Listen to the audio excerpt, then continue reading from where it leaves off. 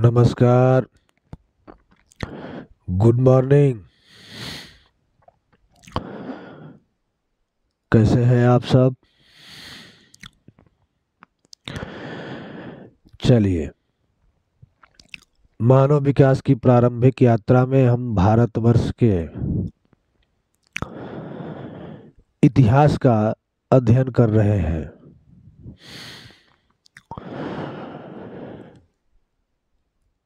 इसके पहले हम लोग पढ़े हैं इतिहास क्या है,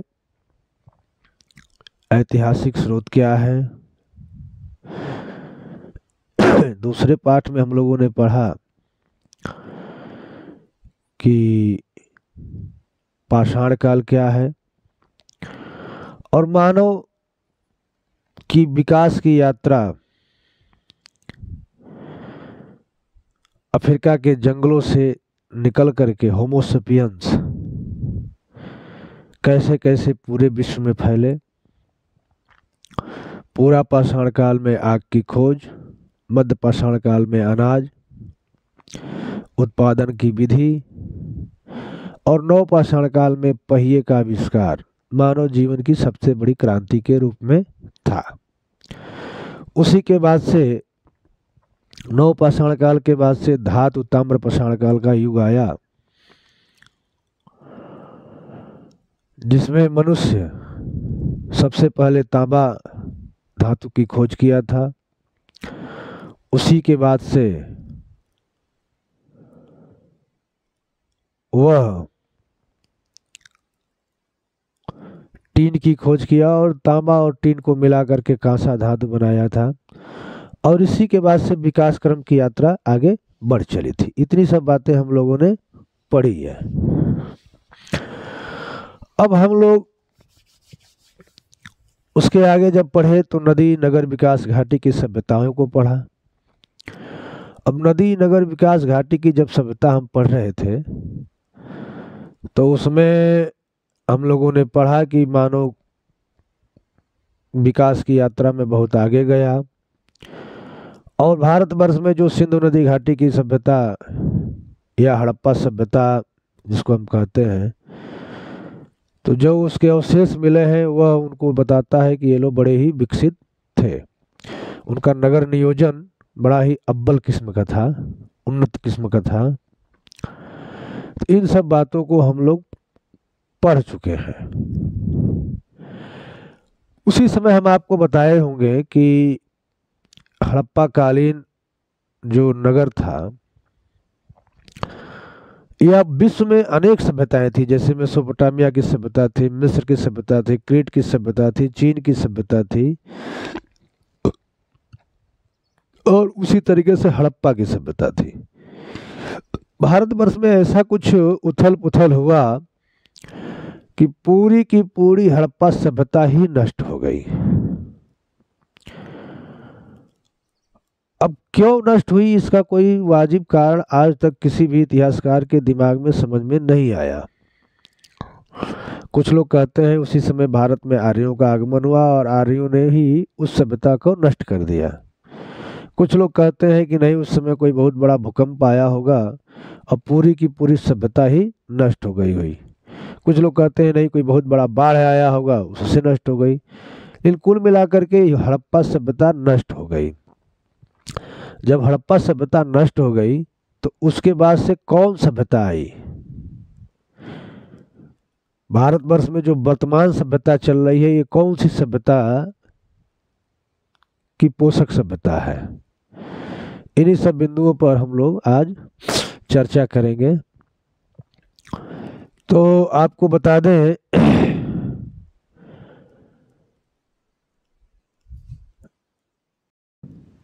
हड़प्पा सभ्यता के बाद हड़प्पा सभ्यता में जो नगर बने थे तो नगर नष्ट हो गए, मिट्टी के मलबों में दब गए और उसके बहुत दिनों बाद तक कोई नगर उगर का साक्ष्य नहीं मिला। बहुत दिनों तक नगर नहीं रहे। पुनः शुरुआत से ग्रामीण व्यवस्था शुरू हुई। अब आपका ये नया चैप्टर जो है यह है वैदिक काल।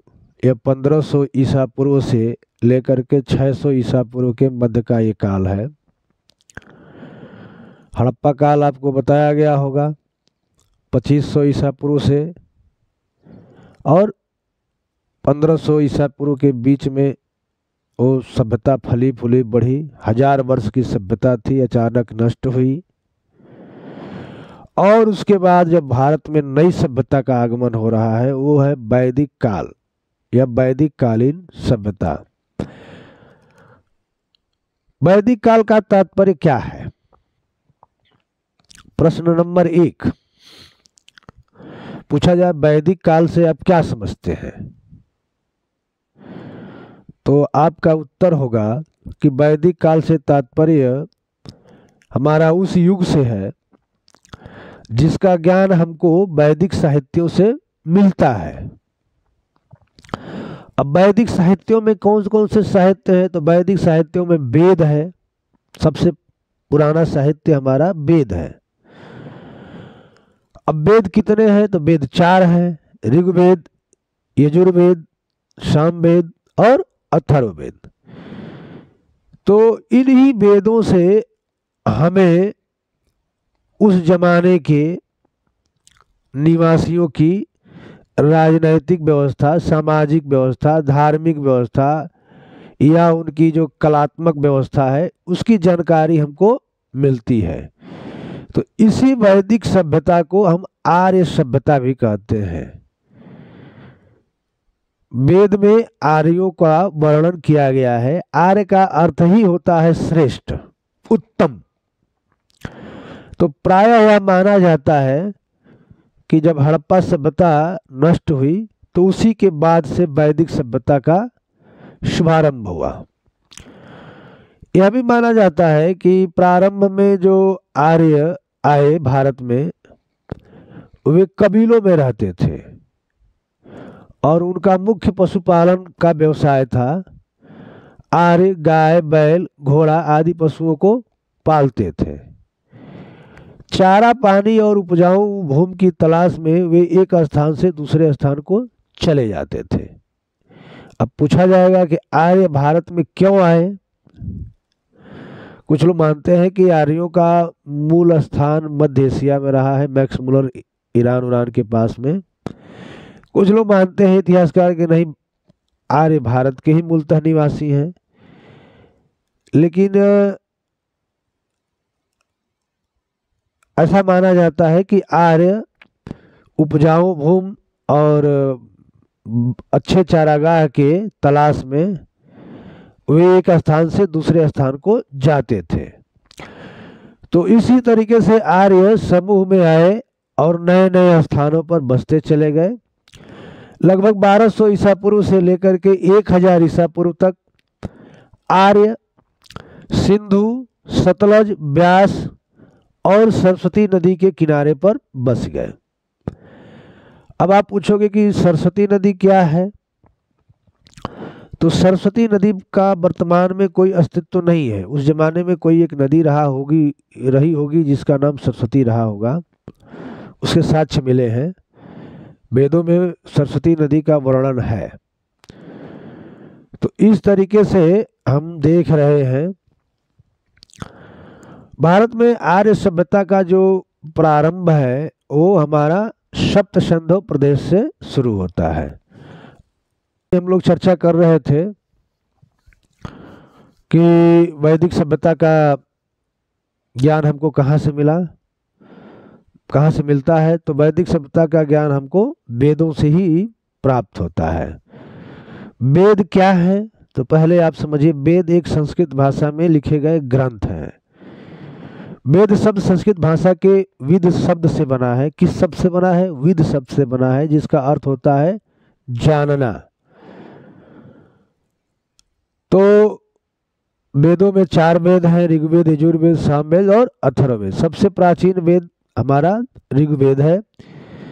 ऋग्वेद में किसका वर्णन किया गया है तो ऋग्वेद में मंत्रों का वर्णन किया गया है। इसमें देवताओं से संबंधित प्रार्थनाएं हैं जिनको हम ऋचा कहते हैं। ऋग्वेद में 10 मंडल होते हैं, 10 भाग हैं। और जो प्रसिद्ध गायत्री मंत्र है, ओम भूर्भुवस्वः तस्य वितुर्वरेण्यं भर्गो देवस्य धीमहि धियो यो नः प्रचोदयात्, तो जो यह मंत्र है यह हमारा ऋग्वेद से ही लिया गया है। अगर ये आपको मालूम ना हो तो इसको जान लीजिए।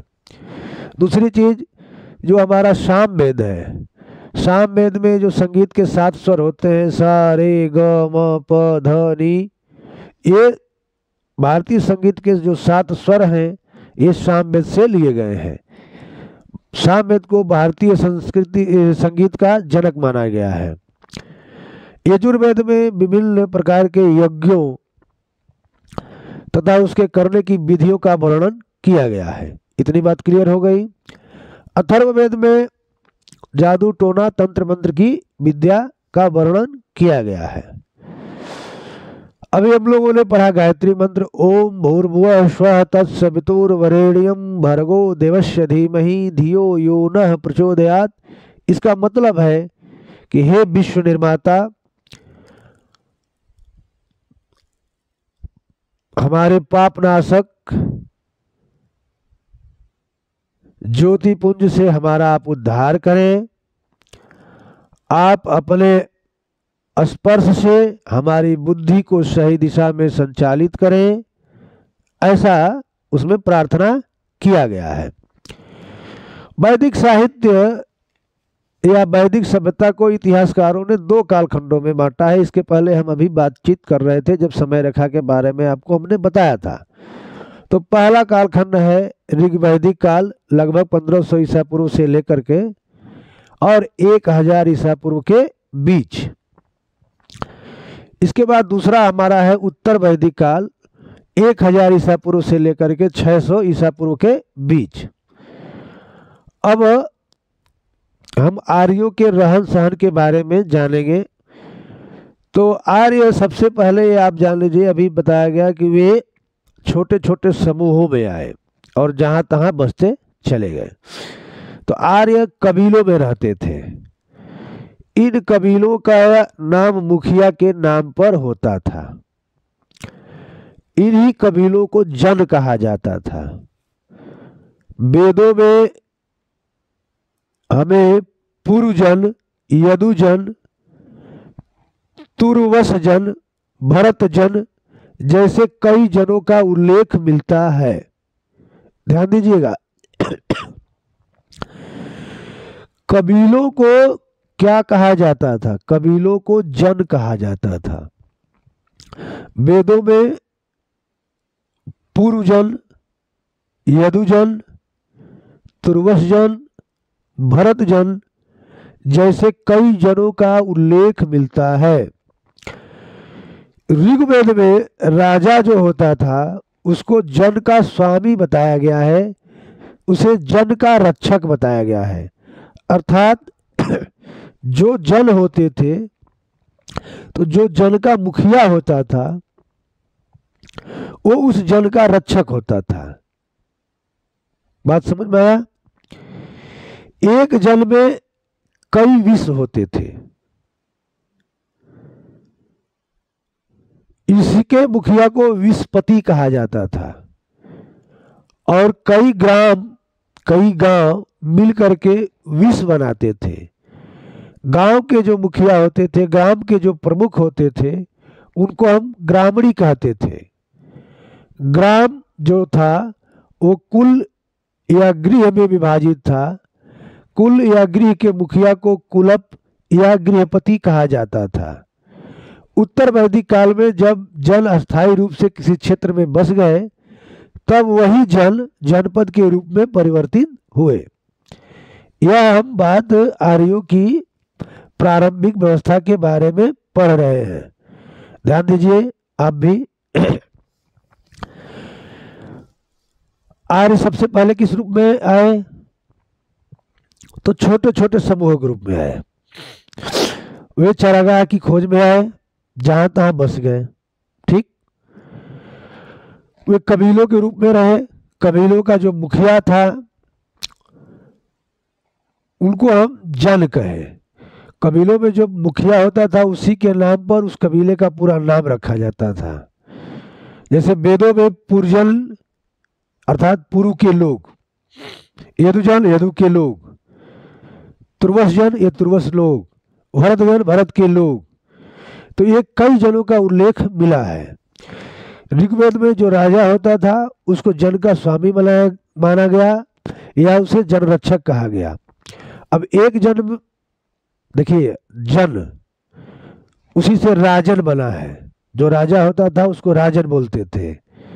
तो एक जन में कई विष होते थे और एक विष में कई गांव होते थे। ये वहां की जो व्यवस्था है। और एक गांव में कई कुल होते थे और कुल के मुखिया को कुलप या गृहपति कहा जाता था। ग्राम के मुखिया को ग्रामीणी कहा जाता था और विष के मुखिया को विषपति कहा जाता था। जैसे आज के जमाने में आ जाओ, हमारा ब्लॉक सपोज करो, ब्लॉक, तो एक ब्लॉक में कई गांव होते हैं। वर्तमान से हम पूर्व को समझते हैं। एक गांव में, एक ब्लॉक में कई गांव होते हैं। तो जो ब्लॉक का हमारा, अभी तो लोकतांत्रिक व्यवस्था है, तो जो ब्लॉक के मुखिया हैं जिनको हम लोग ब्लॉक प्रमुख कहते हैं, तो ऐसे समझ लो कि वे विषपति, विषपति। और जब कई ब्लॉक मिले तो जिला मिलता है, तहसील बनता है या जिला बनता है। तो ऐसे समझ लो कि जब कई ब्लॉक मिले तो एक जिला मिला। तो पुराने जितने भी राज्यपाट हैं वो एक जिला से बड़े बड़े नहीं थे। एक जिला दो जिला बराबर एक राजा का पूरा राज्य होता था।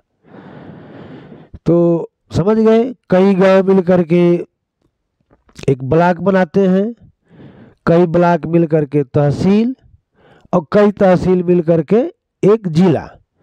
तो ठीक उसी तरीके से कई गांव मिल करके एक विष बनाते थे, कई विष मिल करके एक जन बनाते थे।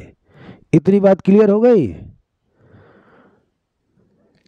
तो ये हम लोगों का ऋग्वैदिक काल चल रहा है। चलिए आगे देखते हैं। वैदिक काल में जन का जो प्रमुख था वो राजा होता था।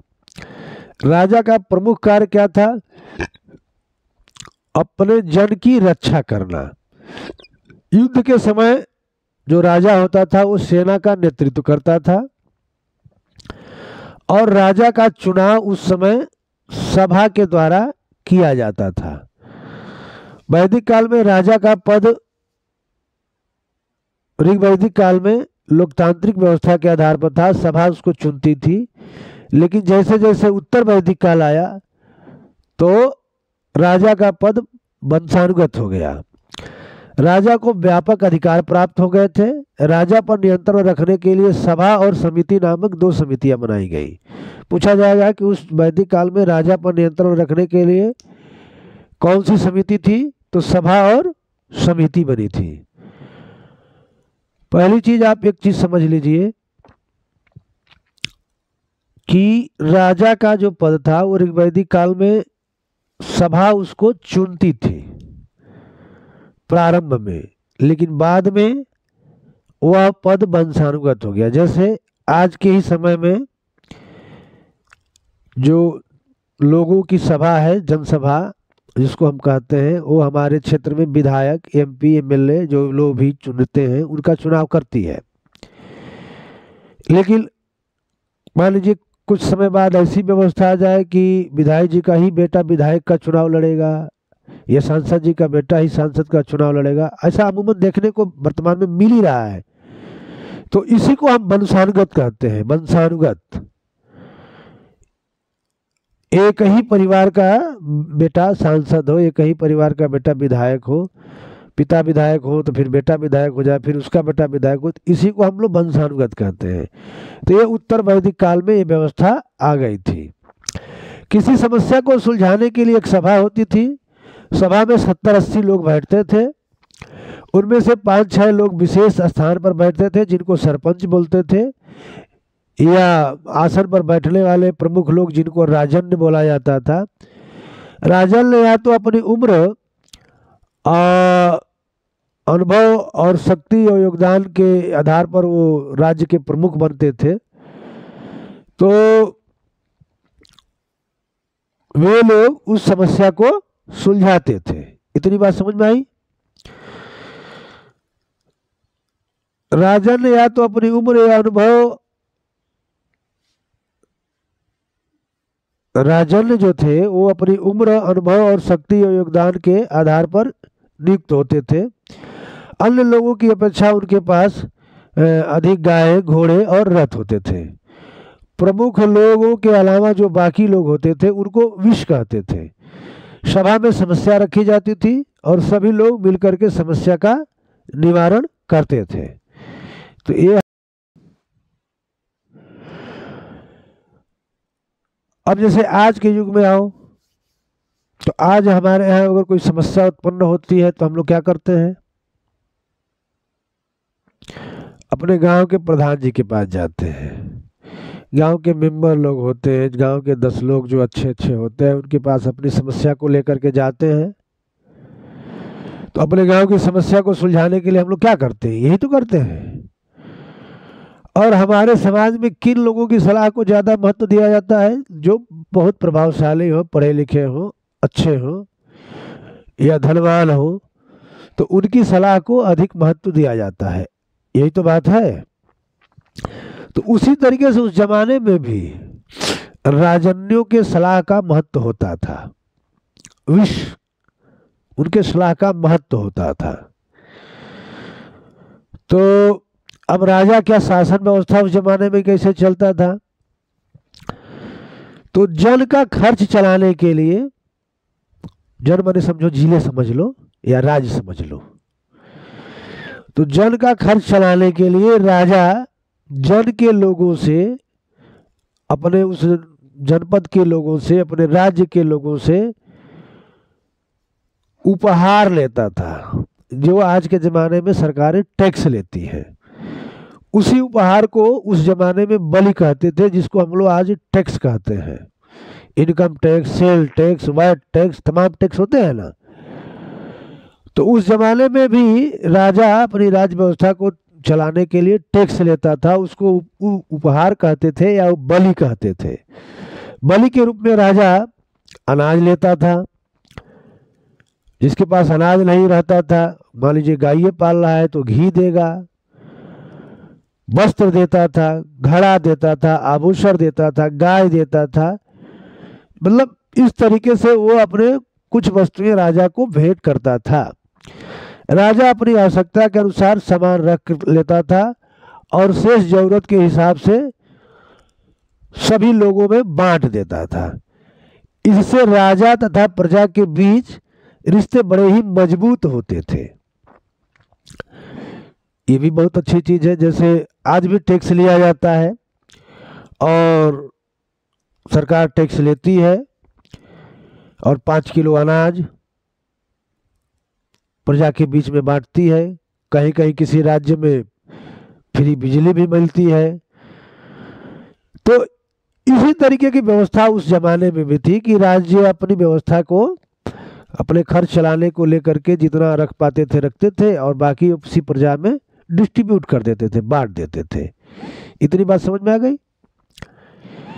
युद्ध के बाद जब लड़ाई होती थी तो युद्ध के बाद एक सभा बैठती थी, और सभा में जन के राजा जीत में मिली गाय, घोड़े, रथ, हथियार, आभूषण और दास दासियों को जन के कई लोगों के बीच में बांटते थे।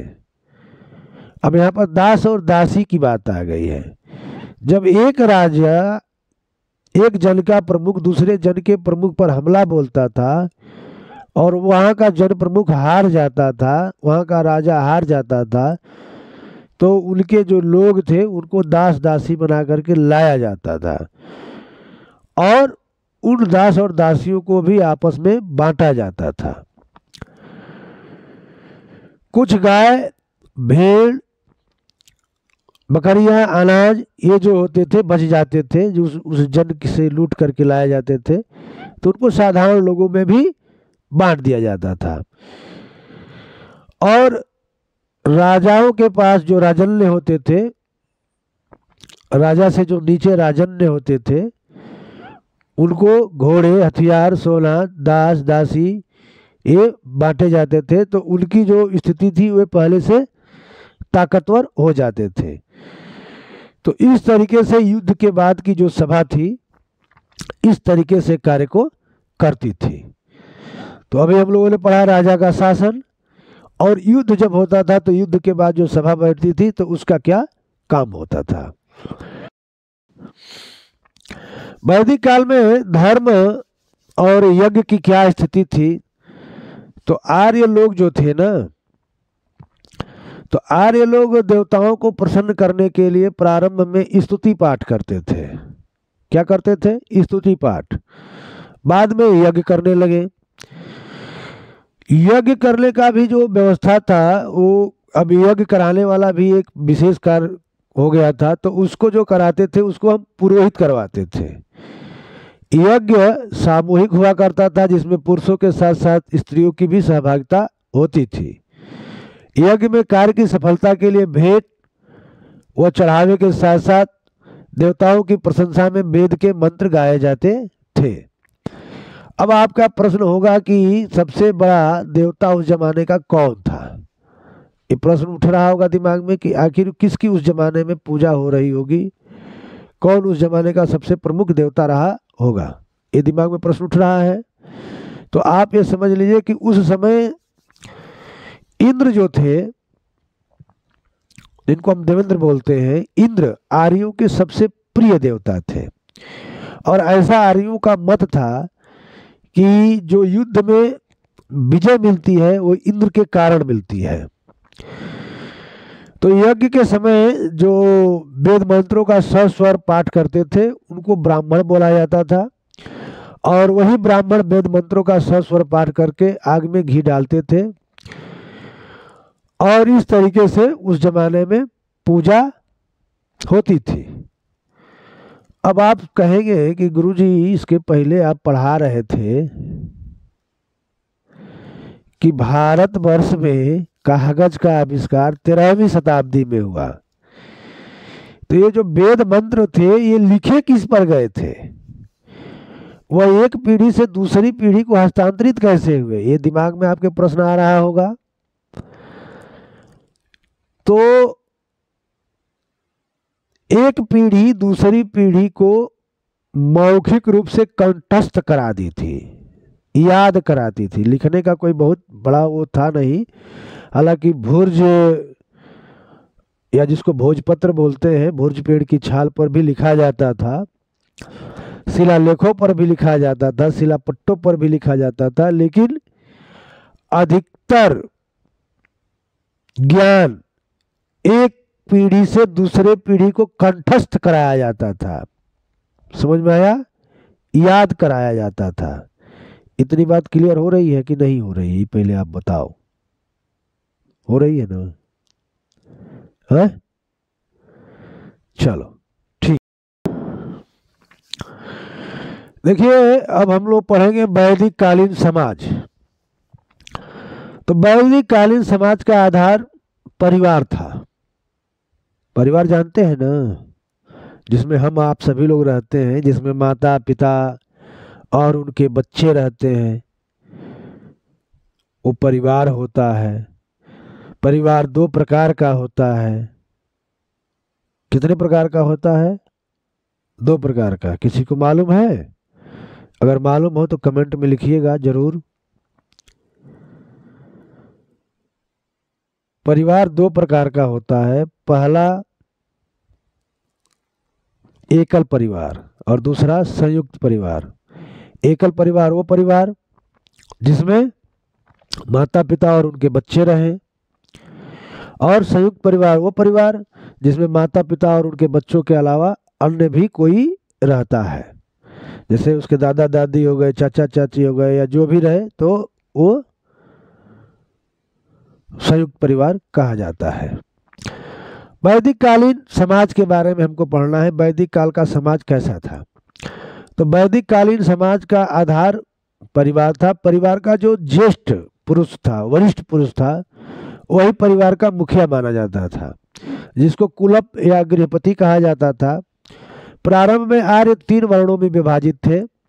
राजा थे, पुरोहित थे तथा अन्य जन थे। ध्यान दीजिएगा, प्रारंभ में आर्य केवल 3 वर्णों में विभाजित थे, और वो ब्राह्मण क्षत्रिय वैश्य नहीं था, वो था राजा, पुरोहित तथा अन्य जन।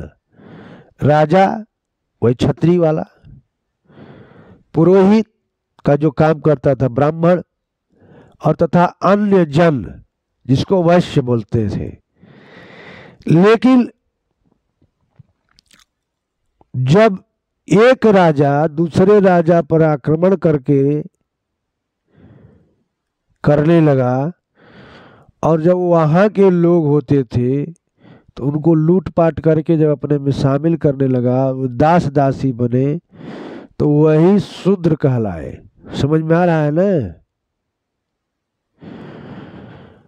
तो यह विभाजन उनके व्यवसाय पर आधारित था।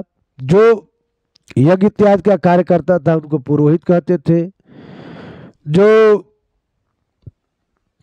राजा का कार्य करता था या सेना का कार्य करता था उसको हम लोग उस जमाने में क्षत्रिय बोले, और जो अन्य काम करता था उसको वैश्य बोला गया। बाद में शूद्र नामक चौथा वर्ण भी मिलता है, जिसमें युद्ध में हारे हुए लोग को शामिल किया गया था। धीरे धीरे वर्ण व्यवस्था कठोर हो गई। इतनी बात समझ में आई? जो यज्ञ करवाए उनको ब्राह्मण कहा गया, जो युद्ध करते थे उनको क्षत्रिय कहा गया, जो अन्य काम करते थे उसको वैश्य कहा गया। लेकिन जब युद्ध में हारे हुए लोगों का इकट्ठा होना शुरू हुआ तो वो शूद्र वर्ण से उनको घोषित कर दिया गया। धीरे धीरे वर्ण व्यवस्था कठोर होती चली गई। अब कार्य की रुचि के आधार पर वर्ण व्यवस्था न हो गई, बल्कि ये भी वंशानुगत हो गई। पहले ऋग्वैदिक काल में सभा राजा का निर्माण करती थी। उत्तर वैदिक काल आते आते राजा का पद वंशानुगत हो गया। ठीक उसी तरीके से उत्तर वैदिक काल में आते आते जो वर्ण व्यवस्था थी वो भी वंशानुगत हो गई थी। ऋग्वैदिक काल में वर्ण व्यवस्था वंशानुगत नहीं थी। वो कर्म के आधार पर जो जिस कर्म को करता था उसको वही संज्ञा दी जाती थी। महिलाओं को भी उस जमाने में उच्च स्थान प्राप्त था।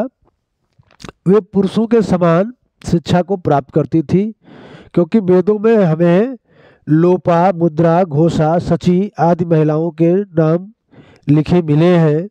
इससे यह स्पष्ट होता है कि उस जमाने में महिलाओं को भी शिक्षा दीक्षा प्राप्त करने का अधिकार था। आर्यों के जो मकान होते थे वो घास फूस और मिट्टी के ही बने होते थे। जो झोपड़ी है जिसको कहते हैं, या जो आदिवासी एरिया में जाओगे तो जो जिस टाइप का मकान देखने को मिलेगा उसी टाइप का मकान। आर्य दूध और उससे बनी दही और उससे बना मक्खन, घी इसका प्रयोग करते थे। अन्न में जो जौ बोला जाता है, जिसको बार्ली, उसको यौ बोला जाता था, यव। और गेहूं को गोधुम बोला जाता था, गेहूं को गोधुम। और चावल को व्रीहि का प्रयोग किया जाता था। ध्यान दीजिए, बहुत ही इंपॉर्टेंट बात है। अभी आप जब परीक्षाओं में जाके बैठिएगा और पूछा जाएगा कि यौ किसे कहा जाता था, गेहूं, धान, चावल, तो जब आपको मालूम रहेगा तभी तो कि यव जौ को कहा जाता था, गेहूं को गोधूम कहा जाता था, चावल को ब्रीह कहा जाता था। तो इतनी बात क्लियर हुई। ये आपके जनरल नॉलेज के क्वेश्चन बन रहे हैं, इसको आप लोग ध्यान में रखिएगा। ठीक, आगे देखिए आश्रम व्यवस्था। तो प्रत्येक व्यक्ति के जीवन को व्यवस्थित करने के लिए आर्यों ने जीवन को 4 आश्रमों में बांटा था, 4 अवस्थाओं में बांटा था। पहली अवस्था थी ब्रह्मचर्य की, जिसमें बच्चा जब बड़ा होता था 5 साल 6 साल का, उसके बाद उसको आश्रम में भेजा जाता था और आश्रम में रह करके वो शिक्षा को प्राप्त करता था। तो उसी अवस्था को ब्रह्मचर्य की अवस्था मानते थे। दूसरी अवस्था थी गृहस्थ की, जब वह शिक्षा ग्रहण करके और जब आता था तो उस जमाने में फिर वो अपने शादी विवाह इत्यादि बंधनों में बंध करके और सामाजिक कार्यों को करता था। तो यह अवस्था उसकी गृहस्थ अवस्था थी। जो तीसरी अवस्था थी वानप्रस्थ की, तो उसमें जब परिवार का जो मुखिया होता था 50 के ऊपर जब चला जाता था तो 50 से 75 के बीच में वो पूरे परिवार के का जो मुखिया वाला कार्य था वो अपने बेटे को हस्तांतरित कर देता था और वह उस अवस्था में केवल उसकी देखरेख करता था। जब 75 का पार हो जाता था तो उस समय वह व्यक्ति संन्यास की अवस्था में चला जाता था, घर परिवार छोड़ देता था, जंगल में चला जाता था, आत्मचिंतन द्वारा ईश्वर को प्राप्त करने की कोशिश करता था और वहीं पर उसकी मृत्यु हो जाती थी।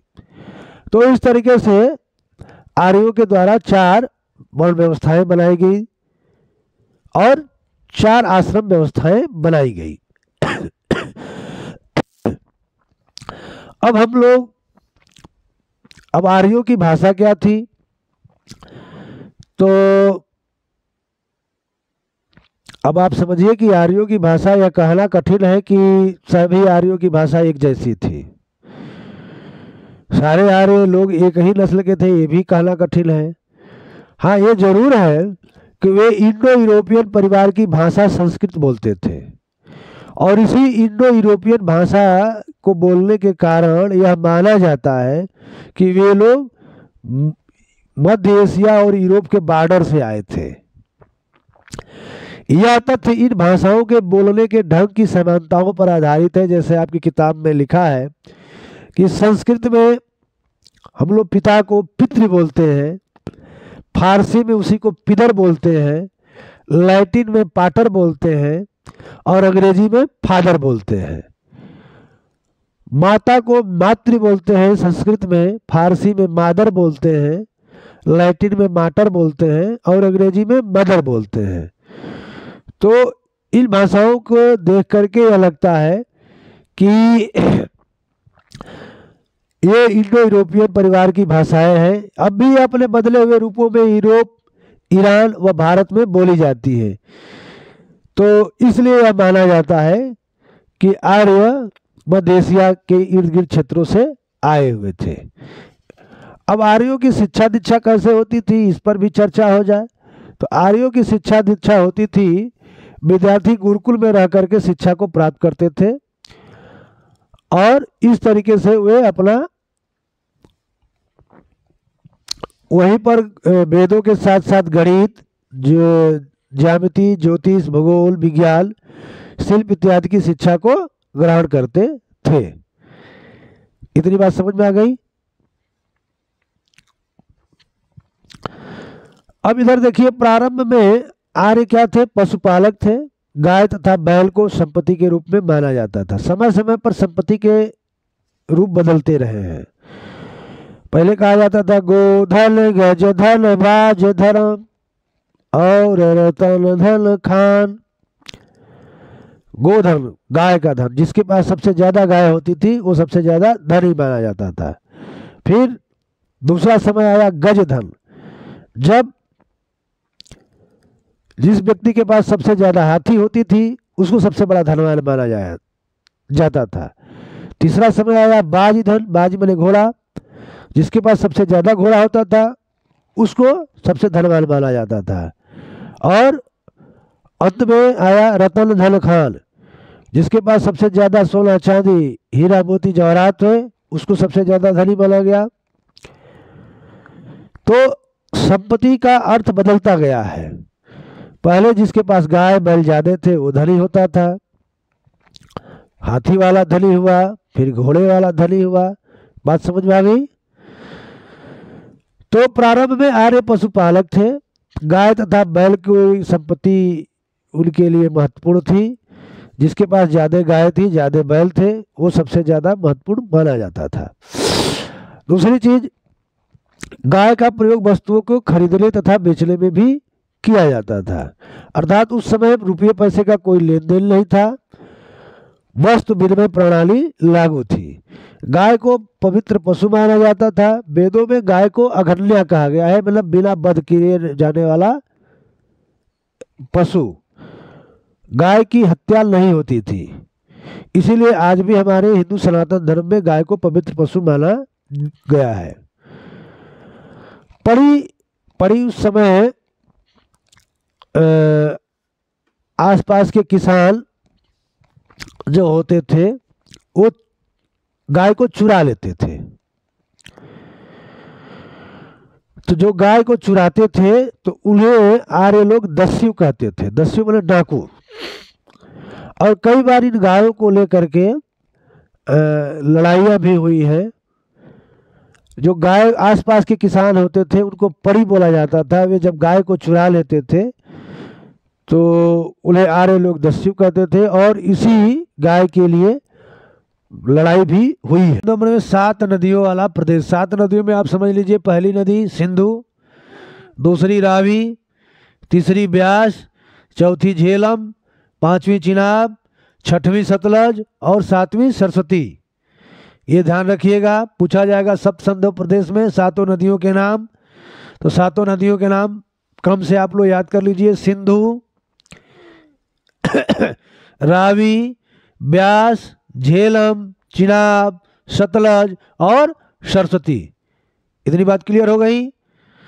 ब्रह्मावर्त क्या है या आर्यावर्त जिसको कहते हैं, तो दिल्ली के आसपास या के क्षेत्रों को ब्रह्मावर्त माना गया। ब्रह्म ऋषि, ये गंगा यमुना का द्वाब क्षेत्र माना गया। आर्यावर्त हिमालय से लेकर के विंध्याचल पर्वत तक के क्षेत्र को आर्यावर्त माना गया है। यानी 1, 2, 3 सप्त सिंधु वाला, ब्रह्मावर्त वाला और ब्रह्मर्षि वाला, ये तीनों मिला करके आर्यावर्त बना।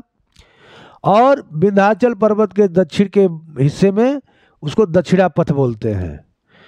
तो ये रहा आर्यों का विस्तार। आर्यों का भारत में किस रूप में विस्तार हुआ है ये हमारा रहा, इसको भी याद रखिएगा। अब जनसंख्या जैसे जैसे आर्यों की बढ़ी तो उनका ध्यान खेती की तरफ भी गया।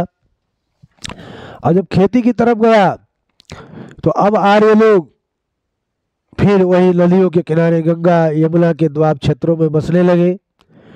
वे जंगलों को काटने लगे, उसे कृषि योग्य भूमि बनाने लगे, और कृषि करने के लिए फिर वो हल का प्रयोग करने लगे, और हल चलाने के लिए बैलों का प्रयोग करने लगे। बैल को परिवार का पुत्र माना जाता था उस जमाने में। वे जौ के साथ गेहूं, धान और दाल इत्यादि सबका उत्पादन करने लगे। तो ये रहा आर्यों का प्रारंभिक जीवन काल, और ये रहा उनका खेती। अब आर्य का शिल्प काल क्या रहा, मतलब वे लोग क्या क्या वस्तुएं बनाते थे। तो आर्य पशुओं से संबंधित व्यवसाय जैसे ऊंट काटना, घोड़े से रथ बनाना, लकड़ी की वस्तुएं बनाना, मिट्टी के बर्तन बनाना, हस्तशिल्प बनाना, धातु कर्म इत्यादि का कार्य करते थे। आर्यों की सबसे महत्वपूर्ण खोज थी, या वैदिक काल की सबसे महत्वपूर्ण खोज थी लोहा, जिसके धातु को अयस कहते थे। अयस मतलब लोहा की खोज। ऋग्वैदिक काल में इन्हें तांबा कांसा का भी ज्ञान था, और लोहा का जो ज्ञान हुआ उत्तर वैदिक काल में हुआ। तांबा और कांसा तो हड़प्पा कालीन लोगों की देन थी, लेकिन जो लोहा का ज्ञान हुआ ये उत्तर वैदिक काल या वैदिक कालीन लोगों की देन है। विज्ञान और प्रौद्योगिकी के बारे में जब हम आर्यों की चर्चा करेंगे तो आर्यों को सूर्य, चंद्रमा और नक्षत्रों की गतियों का ज्ञान था। वे ज्यामितीय आकार से परिचित थे, ज्यामितीय आकृतियों से परिचित थे। अब ऋग वैदिक काल से लेकर के उत्तर वैदिक काल में क्या क्या परिवर्तन हुआ है इसको पहले जान लीजिए। ऋग वैदिक काल में जीवन गतिशील था, एक स्थान से दूसरे स्थान तक आना जाना था। उत्तर वैदिक काल में जीवन अस्थायी हो गया। ऋग वैदिक काल में राजा का पद वंशानुगत नहीं था, सभा उसका चुनाव करती थी। उत्तर वैदिक काल में राजा का पद वंशानुगत हो गया। ऋग वैदिक काल में वर्ण व्यवस्था वंशानुगत नहीं थी, जो जैसा कर्म करता था उसको उसी रूप में माना जाता था। यदि कोई पुरोहित का कार्य कर रहा है, पढ़ा लिखा रहा है तो ब्राह्मण है, सेना में है तो क्षत्रिय है, और कोई कार्य कर रहा है तो वैश्य है, सेवा धर्म में लगा हुआ है तो शूद्र है। लेकिन उत्तर वैदिक काल में वर्ण व्यवस्था विकसित हो गई थी और वह पद वंशानुगत हो गया था। ऋग वैदिक काल में पशुपालन मुख्य व्यवसाय था, लेकिन उत्तर वैदिक काल में आते आते यह कृषि मुख्य व्यवसाय के रूप में हो गया। उस जमाने में वैदिक काल में दो महाकाव्यों की रचना हुई है, रामायण और महाभारत। ये दो प्रसिद्ध महाकाव्य हैं। रामायण की रचना महर्षि वाल्मीकि द्वारा संस्कृत में की गई है। इस ग्रंथ में कौशल के राजा दशरथ के पुत्र भगवान राम के आदर्श जीवन का वर्णन किया गया है।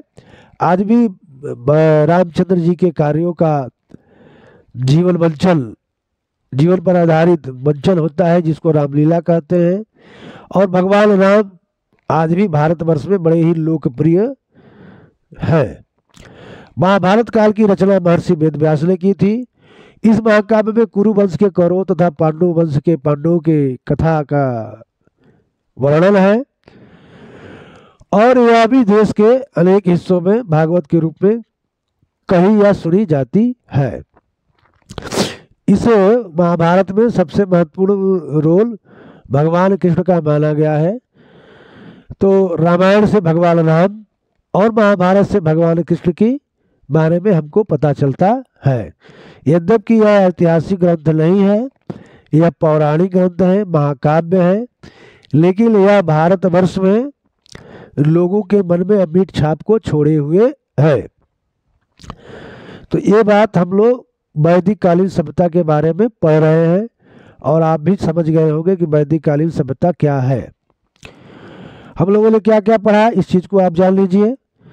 वैदिक कालीन सभ्यता में सबसे पहली लोहे का खोज, जिस तरीके से पूरा पाषाण काल में आग की खोज, मध्य पाषाण काल में अनाज उत्पादन की विधि का ज्ञान, नव पाषाण काल में पहिए का खोज, और धातु ताम्र पाषाण काल में तांबा की खोज और टील की खोज, कांसे की खोज, उसी तरीके से वैदिक काल में लोहे की खोज सबसे महत्वपूर्ण चीज है। वैदिक काल से पहले की जो लिपि थी वो चित्रात्मक थी, हड़प्पा काल में आपको बताया गया है। लेकिन वैदिक काल में जब ये वेद मंत्रों का उच्चारण होने लगा तो यह ध्वनि के आधार पर इसकी लिपि हो गई। अक्षरों को मिलाकर शब्द बने, शब्द से मिलाकर के वाक्य बने। यानी जो वर्तमान जो चल रहा है ये वैदिक काल ही चल रहा है। वैदिक कालीन जो ज्ञान विज्ञान है वही चल रहा है, लिप वैदिक कालीन ही चल रही है। ब्राह्मण ग्रंथ क्या है? तो इनकी रचना यज्ञ के विधान तथा क्रियाओं को समझाने के लिए प्रत्येक वेद के अपने अपने ग्रंथ हैं, जिनको ब्राह्मण ग्रंथ कहते हैं। उपनिषद क्या है? तो उपनिषद वेदांत है, इनकी संख्या 108 है। ये तमाम ऋषि महर्षियों ने अपनी अपनी बातें लिखी हैं, जिनको वेद से हट करके है, वेद के अंत, उसको उपनिषद कहते हैं। भारत का आदर्श वाक्य सत्यमेव जयते मुंडको उपनिषद से लिया गया है।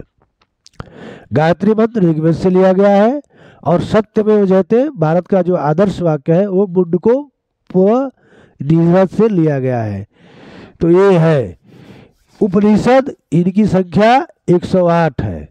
और हम लोग जो माला पहनते हैं, जिसमें हम लोग मनका गिनते हैं, उसकी भी संख्या 108 है।